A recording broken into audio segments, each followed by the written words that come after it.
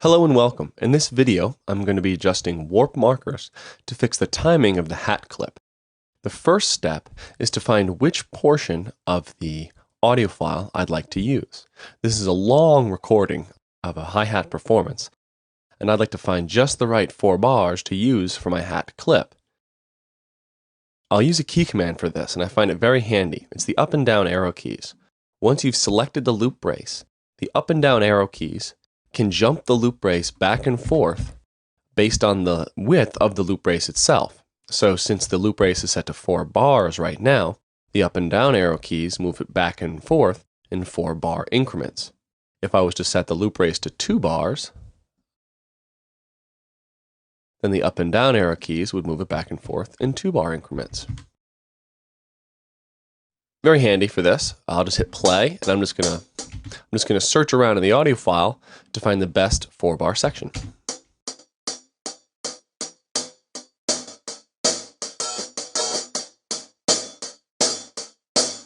So I like this area right around bar 25 because I start accenting the offbeats pretty heavily, which I think adds a nice kind of feel to the groove. Next, I want to set my first attack for my loop correctly. And we see if I zoom way in that first hit comes slightly before bar 25. Furthermore, we notice that there's this downward facing gray triangle, and that's where Live has detected a transient in the audio file. You'll see one of those over most important musical events.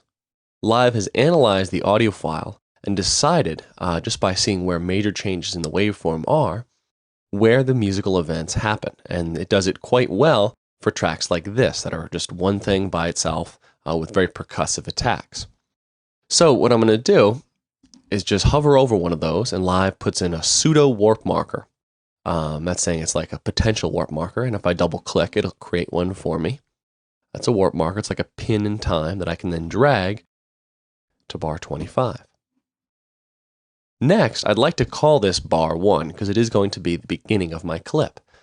We have to do this very often, particularly when you analyze a long song and there's a pickup note, like there's a half beat before the downbeat. Live will think that half beat is bar 1 and will warp everything incorrectly. But if you move it to bar 1 and do this command, which is set 1-1 here, Live can analyze it much better that way. So now we've set the beginning of this clip to be bar 1. Bars before that are negative, and bars after that are positive, which is just what we want.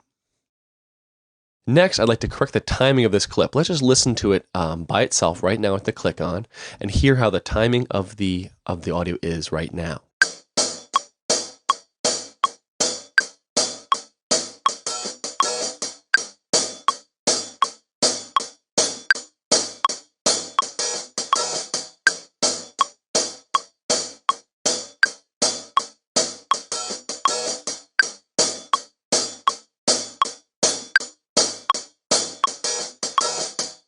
It's not perfect. I think it can be tighter, particularly toward the end here. You notice that I use this follow command. With that on, the screen shifts to match where the current play location is. With that off, the screen stays in place. I wasn't happy with the timing at the very end of this loop. I like to correct all the timings, and I could go in manually and do just what I did with that first beat. I could just click on a transient and just drag it to the correct location. And I could go through my entire clip that way, but it'd be kind of tedious, and I don't really need to spend all that time. Live has the ability to quantize audio, which is a very cool feature. I'm going to simply select all, and then right-click, and choose Quantize Settings. This lets me choose how I want to quantize it. First, I choose my quantize grid.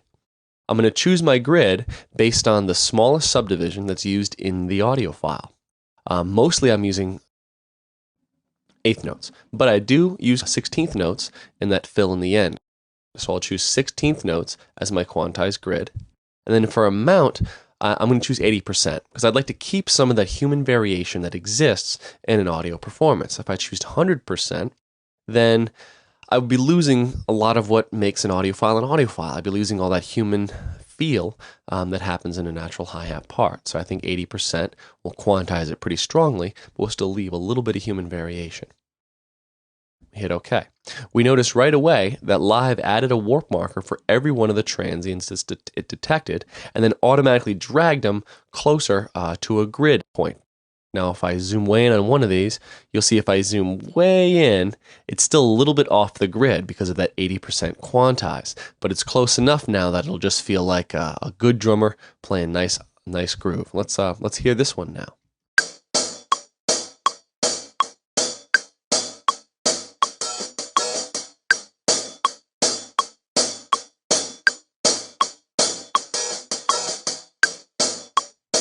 So it's nice and tight now, and we'll get into how the groove features of Live interact with this later in the course, which is very interesting. Now, there's one more specific that I'd like to bring up with this. Sometimes Live won't apply the transient in the correct location. Sometimes you'll get something that looks like this, where the transient itself is coming after or before the actual audio file or the actual audio event. Live doesn't always guess correctly. So what you have to do in that situation is actually shift drag the transient to drag it to the location of the audio. And then you can add your warp marker and put it into place. Now you can do that after creating the warp marker, but it looks a little strange. Let's see what happens now. If I shift drag now, I'm moving the audio away from the transient marker. And if I delete the warp marker, you see that the transient location is before the audio, and I can shift drag that. I can shift drag that into location. Oops. Shift drag that right into where the transient is, and then I could create my warp marker and move it. So shift dragging is used to make sure that the transient that's detected is actually lining up with the event in the audio file. So once you create the warp marker, you can adjust it to wherever you want. Great, so that kind of situation doesn't happen much with a hi-hat part, because it's actually easy for Live to analyze a hi-hat part. It's very clear where all the attacks are. But on parts where the attacks aren't so obvious, like a full song recording or a string part with a slow attack, it can't always figure out exactly where the musical event is, and you'll have to fix some of them in that manner. Okay? Excellent.